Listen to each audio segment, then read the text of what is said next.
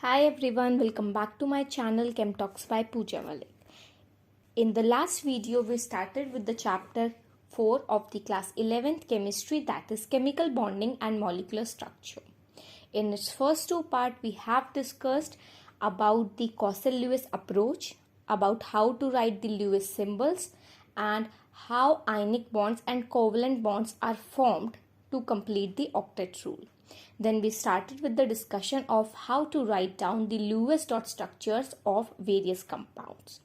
And in today's video, we are continuing from that topic to the topic of formal charges. So kindly watch the video and subscribe to my channel. And if you find the video useful, kindly give it a like and share with your friends.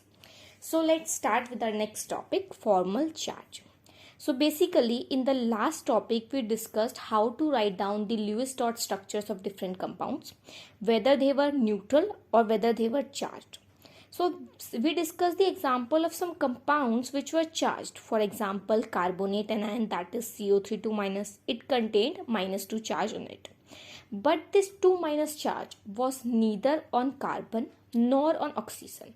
This 2- denoted the overall charge on this CO3 molecule. So this is the overall charge of the molecule. But what if we want to find out the individual charges on the atom? That what is the charge on carbon, what is the charge on oxygen, what led to the total sum of charge on the compound as -2. For that, we can calculate the formal charge.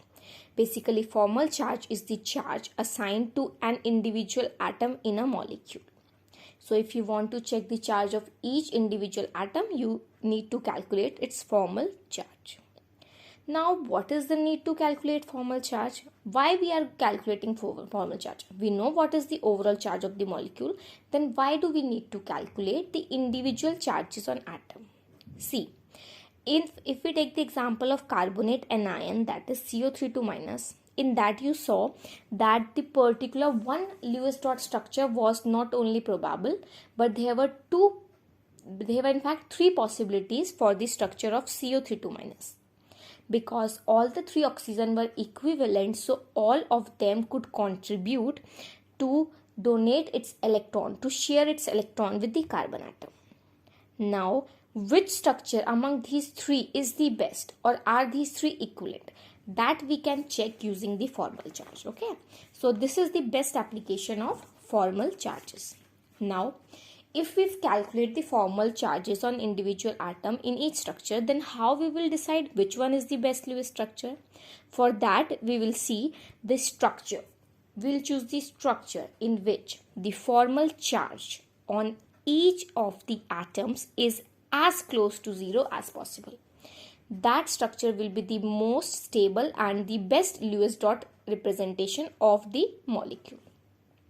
Now, let's move on to the formula, how to calculate this formal charge. The formula is V minus N minus B by 2.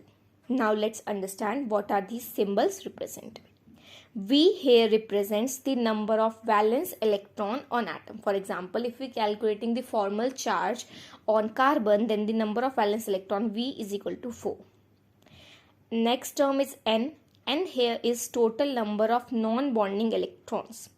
For example, when we represented Lewis structure of various molecules, the electrons which were remaining, we put those on the terminal atoms and the central atom overall, right? So these were not participating in any bond. So we classify them as non-bonding electrons and they will be counted in the value of N. Third, B. B is the number of bonding electron. That is, when we decided to give a rough skeleton for the Lewis dot structure of different molecules, we made bond between the atoms, right? For example, in H2O, we made two bonds between oxygen and hydrogen and the oxygen and other hydrogen. So the electrons which are involved in these bonds, in the bonding, are classified as bonding electrons. So what we will do, we'll choose the atom for which we need to calculate the formal charge. Then we'll see the value of V, that is number of valence electrons for it. N, that is the total number of non-bonding electrons on it. And then B, that is the bonding electrons on it. Then we will put these values in the given formula and we can easily calculate its formal charge, right? So if we talk about the example, obviously this is just a formula. When we apply it, then we can easily understand it. So we are taking the example of ozone molecule, that is O3. So its Lewis dot structure we discussed in the last video, right? So in that we classified that its structure could be possible in two ways: the central oxygen and then the other two terminal oxygen, from which one oxygen would be joined to the central oxygen through a double bond, right? So left oxygen could also make a double bond with the central atom, and the right oxygen could also make. So these were the two possible structures. Now if we want to calculate the formal charge of all these three oxygen, we can classify them as 1, 2 and 3. Just remember, because the structures were almost equivalent, because all contains 3 oxygen joined in the same way, so we'll calculate this for particular one structure. So 3 oxygens classified as the 1 to 3, as you can see in the image. Now if we see overall molecule, there is no charge on the overall molecule, it's neutral. But let's check if all the 3 oxygen atoms are also neutral, or do they contain some kind of charge. So first we will calculate the formal charge for oxygen number 1. So formula is V minus N minus half into P. Let's see, the valence electron for oxygen is 6. The number of non-bonding electron on the first oxygen, as you can see, is 2. And the number of bonding electrons, this oxygen number 1 is making 3 bonds. 2 bonds with second oxygen and 1 bond with the third oxygen. So there are a total 3 bonds. That means 6 electrons. So values, when we put the values, we get the formal charge on first oxygen as plus 1. That means it was not neutral inside. Now let's check the formula. The number of valence electrons for the second oxygen atom is also 6. Okay. The number of non-bonding electrons, as you can see, present on the second atom are 4. And the number of bonding electron for this can be calculated from the 2 bonds it is forming with the oxygen number 1. That is, the bonding electrons are 4. Putting these values in the formula of formal charge, we can calculate the value of formal charge for the oxygen of second number is value 0. That means the second oxygen is neutral and it has no charge on it. Moving on to the third oxygen atom. Third oxygen atom also has number of valence electron V as 6. The value of N, that is number of non-bonding electron, as you can see, is 6. And the number of bonding electrons are 2. The 2 electrons sharing through a bond via oxygen number 1. So the value comes out to be the -1 formal charge on the oxygen number 3. So from these values we can analyze that the 3 oxygen atoms contain the formal charge -1, 0, +1. That is the reason why that the overall charge of the molecule is 0 and the molecule looks like neutral. So overall charge doesn't tell us about the individual charges of the atom. When we calculate formal charge, then also we came out to know that the values of the individual charges on the atoms are different from the overall charge. So this was the whole point about it. Next example, we are considering an example of CO2 molecule in which we are calculating the formal charge. So on CO2, if we see, the 2 oxygen atoms which are bonding to the carbon are exactly similar. There is no difference. Number of bonds are same, number of lone pairs are same. So here we will calculate the overall formal charge of carbon and of oxygen. So for carbon, the number of valence electron V is equal to 4. Since there are no non-bonding electron present on the carbon, the value of N becomes 0. And since on the we talk about the bonding electrons, since carbon is bonding to oxygen through double bonds on both the sides, that is total 4 bonds. That is why the total number of electrons is 8 in the bonding electrons. So formula charge becomes 4 minus 0 minus half into 8. That is, formal charge value comes out to be 0 for the carbon.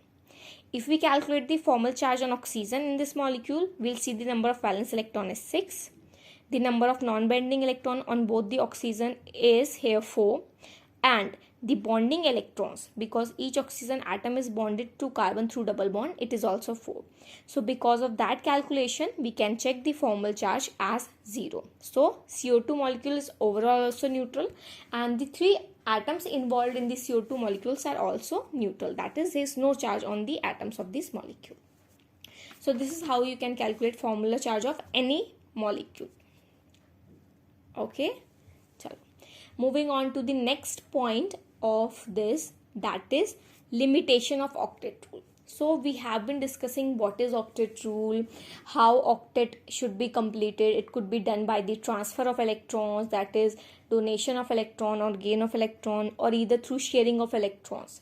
These two methods lead to the formation of two type of bonds. The one in which transfer of electrons occur, that is ionic bond, and the second one in which sharing of electrons takes place, that is covalent bond, right? So according to this, almost all the elements must follow octet rule, and it should try to accommodate 8 electrons in its valence shell. But when different compounds of these elements were studied, it was found out that in many of the compounds, the central atom or the individual atoms were not following octet rule. So this led to the limitation of octet rule. We'll discuss them one by one. The first limitation, that it is not applicable to all the elements of the periodic table. It is very obvious because each element was not following this octet rule. The second limitation, that there was incomplete octet of central atom in some molecules. Like it should have 8 electrons, but in many of the molecules it had less than 8 electrons. For example, you can see the structure of BeH2. Here, because hydrogen follows duplet rule, so hydrogen is following duplet rule, but beryllium, which should have followed octet rule and should have 8 electrons, is having here 4 electrons only. So the octet is not complete. If we talk about next example, BCl3, in this the boron should accommodate 8 electrons in its valence shell.